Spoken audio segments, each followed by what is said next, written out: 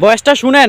জাবের ইবনে আব্দুল্লাহ, বাবা মারা গিয়েছে, আব্দুল্লাহ দুনিয়ায় নাই। বিশ্বনবীর কাছে এসে বলে, নবী, দুনিয়া থেকে আমার আব্বা বিদায় নিয়েছে। জাবের বলে, নবী, আপনি আমার আব্বার জানাজার ইমামতি করবেন।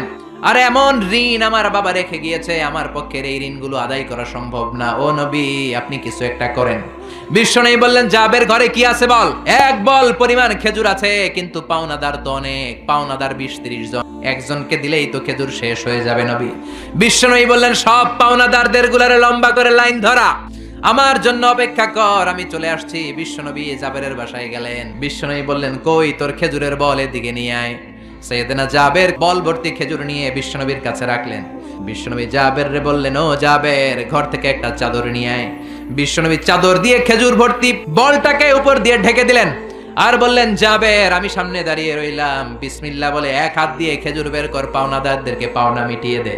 সাইয়েদনা জাবের বললেন, বিশ্বনবীর কথা মতো, বিশ্বনবীর গাইডলাইন মতো আমি খেজুর বের করতে লাগলাম।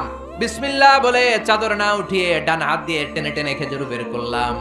একজনের পর আরেকজন পাওনাদার মেটাতে শুরু করলাম। পাওনাদার মেটাতে মেটাতে সব পাওনাদারের সব পাওনা মিটিয়ে দিলাম। পরে খেজুর ভর্তি বলের উপর থেকে চাদর তুলে দেখি, শুরুতে যেমন খেজুর ছিল ওই পরিমাণ খেজুর এখনো রয়ে গিয়েছে।